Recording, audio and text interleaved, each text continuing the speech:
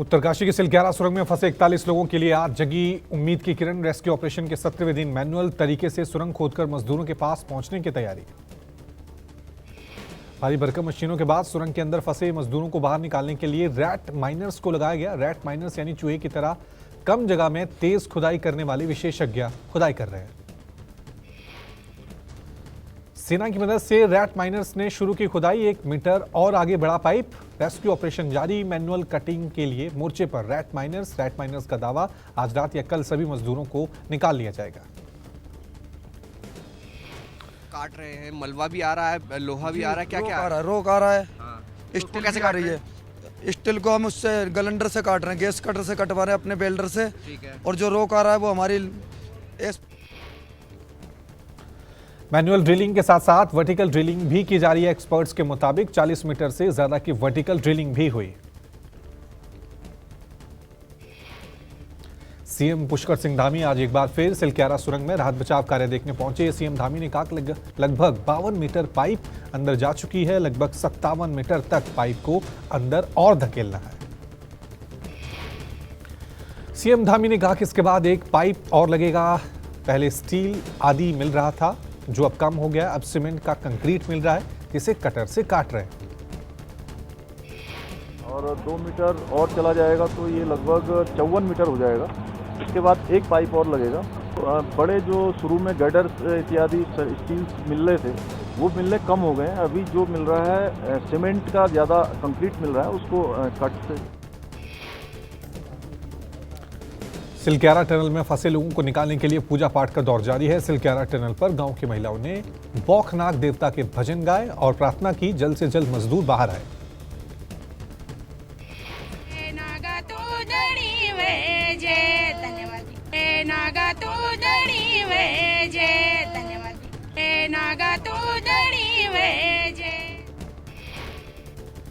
Rescue के बीच बारिश का येलो अलर्ट जारी। हालांकि रेस्क्यू में जुटी टीम ने कहा कि हमारी तैयारी पूरी, जल्द से जल्द निकलेंगे सभी मजदूर सुरक्षित। मजदूरों को सुरक्षित निकालने के ऑपरेशन पर पीएम मोदी की पैनी नजर। पीएम मोदी अधिकारियों से रेस्क्यू ऑपरेशन की पल पल की अपडेट ले रहे हैं। हैदराबाद के एनटीआर स्टेडियम में पीएम मोदी ने संबोधित करते हुए फंसे मजदूरों की कुशलता की कामना की। लोगों से भी उनकी जल्द सुरक्षित रेस्क्यू के लिए प्रार्थना करने की अपील की। तो हमें अपनी प्रार्थना में उन श्रमिक भाइयों को भी स्थान देना है जो बीते करीब 2 सप्ताह से उत्तराखंड की एक टनल में फंसे हुए हैं। नीतीश सरकार के छुट्टियों के कैलेंडर पर छिड़ा संग्राम। शिक्षा विभाग के कैलेंडर में रक्षाबंधन, महाशिवरात्रि, जन्माष्टमी, तीज, जीवतिया की छुट्टी खत्म। बिहार के शिक्षा विभाग ने ईद और बकरीद में 3-3 दिन छुट्टी दी। मुहर्रम में 2 दिन का अवकाश रहेगा। बीजेपी ने हिंदू त्योहारों की छुट्टियां कम करने पर नीतीश सरकार पर वार किया। गिरिराज सिंह ने नीतीश सरकार को इस्लामिक रिपब्लिक ऑफ बिहार बताया।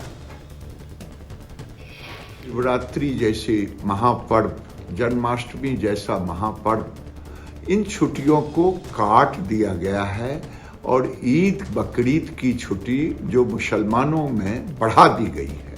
ये साफ जाहिर होता है कि नीतीश सरकार बिहार में इस्लामिक धर्म के आधार पर काम। सुशील मोदी ने कहा कि हिंदुओं के पर्व त्योहारों की छुट्टियों को रद्द करना हिंदू विरोधी मानसिकता का परिचायक है।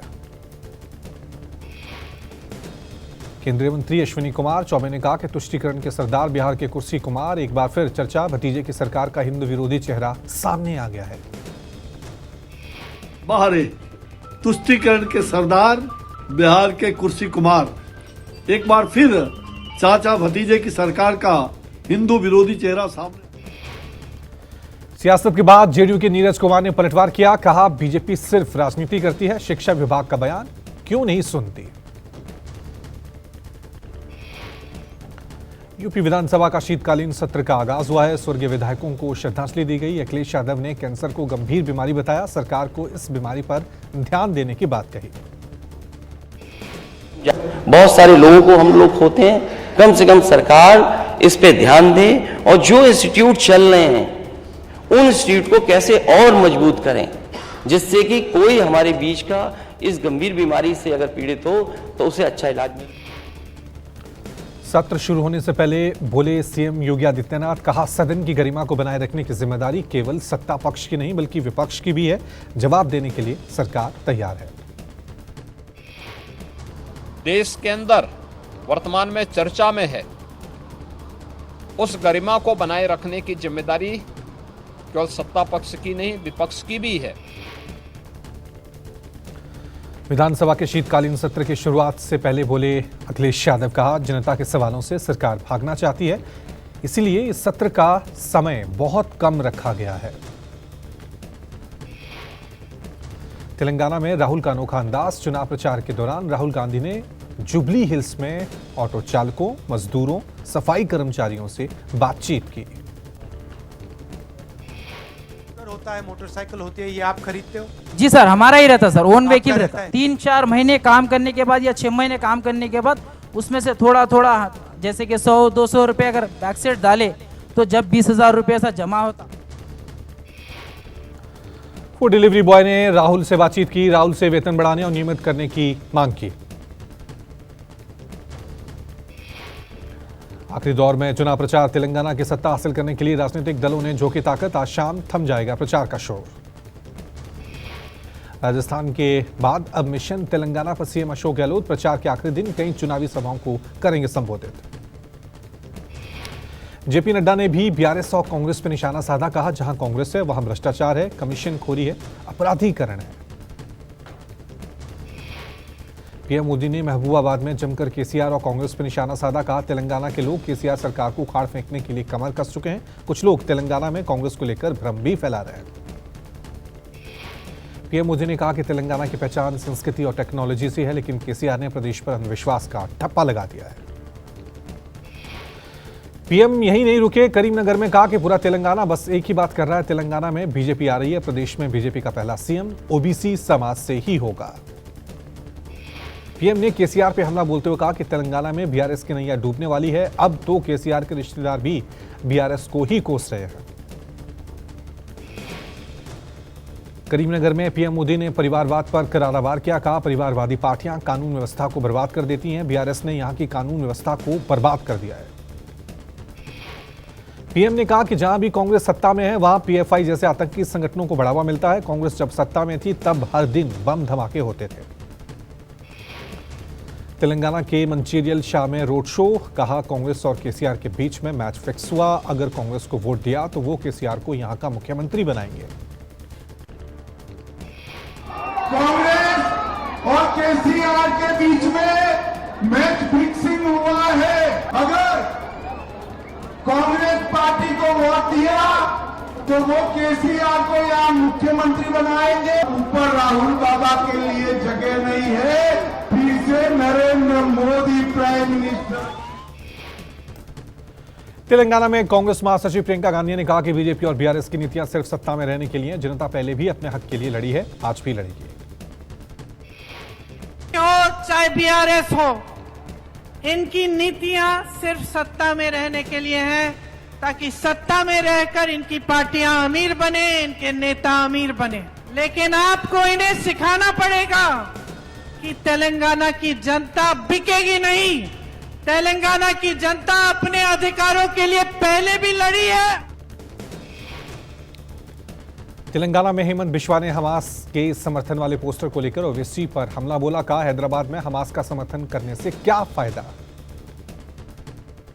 ओवैसी ने पूरा हमास का सपोर्ट में पोस्टर लगा के रखा है। मैंने ओवैसी को बोला कि आप हैदराबाद में हमास करके क्या फायदा है, आपको मैं पासपोर्ट वीजा बना देता हूं, आप गाजा में जाके लो।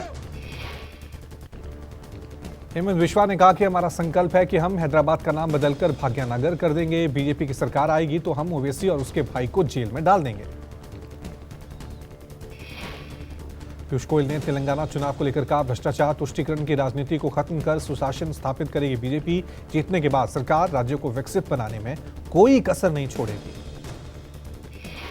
गवर्नमेंट भ्रष्टाचार मुक्त, तुष्टीकरण मुक्त, परिवारवाद मुक्त, तेलंगाना से बीआरएस और कांग्रेस दोनों को हराकर भारतीय जनता पार्टी की दिल्ली में केंद्रीय मंत्री भूपेंद्र यादव ने कहा कि कांग्रेस ने देश के लोकतांत्रिक संस्थाओं, मूल्यों और राजनीति का अवमूल्यन किया जाता है। भ्रष्ट आचरण करने वालों पर कानूनी कार्रवाई की जानी चाहिए। राजस्थान चुनाव पर नेता प्रतिपक्ष राजेंद्र राठौड़ ने कहा कि बढ़ा हुआ मतदान प्रतिशत सरकार के खिलाफ जनता का जनमत है। प्रतिशत सरकार के खिलाफ रेफरेंडम है। सरकार की नीतियों के विरुद्ध में और मुख्यमंत्री जी की गारंटियों के विरुद्ध में किसी जनता ने विश्वास नहीं किया, और ये जब भी मतदान बढ़ा है तब उसका परिणाम ये जनता सत्ता। 5 राज्यों के चुनाव को लेकर यूपी के मंत्री जयवीर सिंह ने कहा कि निश्चित रूप से चुनाव के परिणाम अच्छे आएंगे। 5 राज्यों में हमने अच्छा काम किया है, जनता का आशीर्वाद मिलेगा। पश्चिम बंगाल बीजेपी अध्यक्ष सुकांत मजूमदार और बीजेपी विधायक अग्निमित्रा पॉल ने कोलकाता चलो अभियान के समर्थन में मार्च निकाला। भारी संख्या में लोग मार्च में शामिल हुए।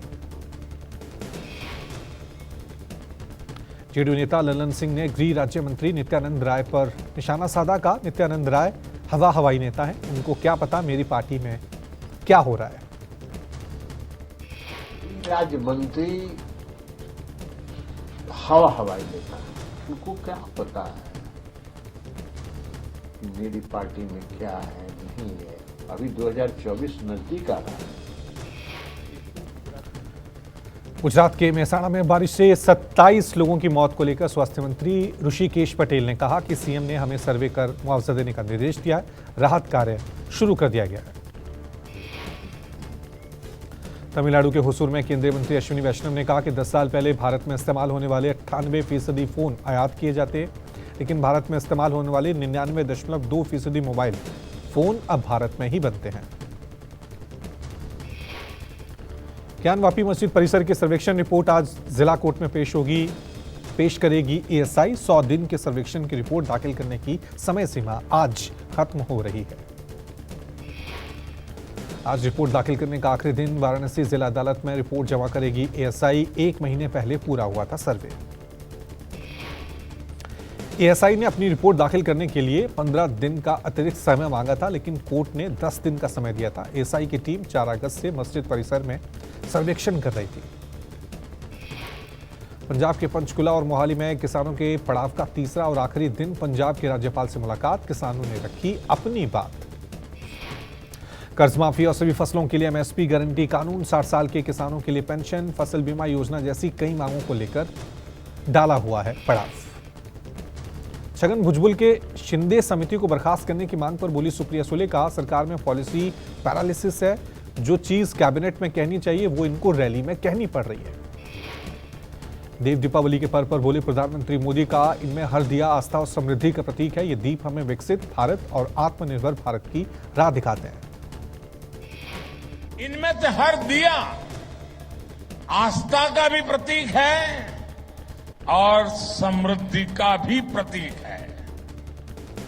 ये दीप हमें विकसित भारत, आत्मनिर्भर भारत की राह दिखाते हैं। वाराणसी में मुख्यमंत्री योगी आदित्यनाथ ने कहा कि कार्तिक पूर्णिमा की तिथि देवताओं की दीपावली है। काशी में लाखों दीपक जल रहे हैं। कार्यक्रम के साक्षी बन रहे हैं दुनिया के 70 देशों के राजनयिक। कार्तिक पूर्णिमा का तिथि देवताओं की दीपावली है। काशी में लाखों दीपक जल रहे हैं और इसके साथ इस पूरे कार्यक्रम के साक्षी बन रहे हैं दुनिया के 70 देशों के। केसीआर के मंत्री हरीश राव ने आचार संहिता का उल्लंघन किया। चुनाव आयोग ने कार्रवाई करते हुए रायथू बंधु योजना पर रोक लगाई। वहीं चुनाव आयोग की रोक लगाने के बाद केसीआर ने लेटर लिखकर रोक हटाने का अनुरोध किया। आज लोक जनशक्ति पार्टी का स्थापना दिवस। चाचा और भतीजे की अलग अलग गुट 23वां स्थापना दिवस मनाएंगे। स्थापना दिवस को लेकर दोनों गुटों के नेता तैयार। चिराग पासवान पटना के रविंद्र भवन में तो पशुपति पारस हाजीपुर में पार्टी का स्थापना दिवस मनाएंगे। आखिरी चुनावी राज्य तेलंगाना में प्रचार के बाद पीएम मोदी ने बुलाई मंत्रिपरिषद और कैबिनेट की बैठक। कामकाज पर होगा फोकस, कई मुद्दों पर बातचीत होगी। मंत्रिपरिषद की बैठक आज शाम 6 बजे होगी, जिसके बाद 8 बजे कैबिनेट की बैठक भी होगी।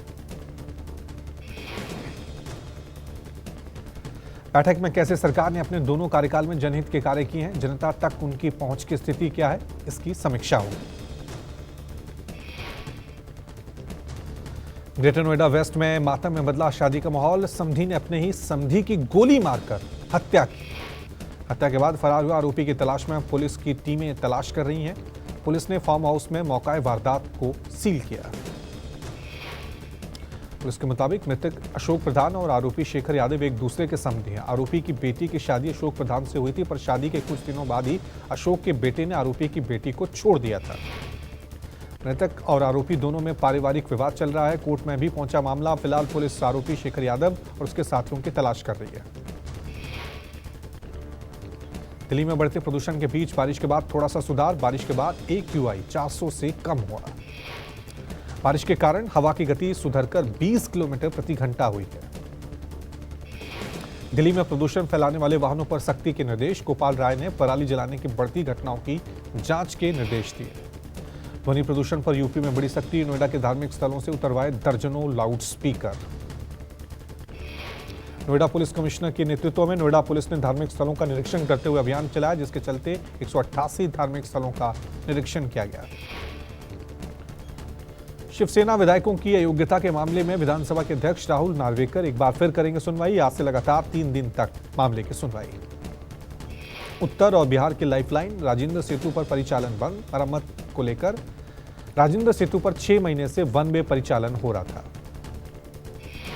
BMC ने मुंबई में दुकानों पर मराठी बोर्ड लगाने का समय सीमा की आज आखिरी दिन है। बोर्ड न लगाने पर दुकानदारों के खिलाफ सीधे कार्रवाई होगी। दिल्ली शराब घोटाले मामले में सांसद संजय सिंह की जमानत याचिका पर सुनवाई। शनिवार को संबंधित कोर्ट ने न्यायाधीश की अनुपस्थिति में सुनवाई टाल दी गई थी। पहलवानों के यौन उत्पीड़न मामले में आरोप तय करने पर दलीलें सुनेगी कोर्ट। 6 पहलवानों ने यौन उत्पीड़न का लगाया था आरोप। देश के साथ साथ वाराणसी में दिखी देव दीपावली की धूम। 12 लाख दियों की रोशनी, जगमग हुए घाट।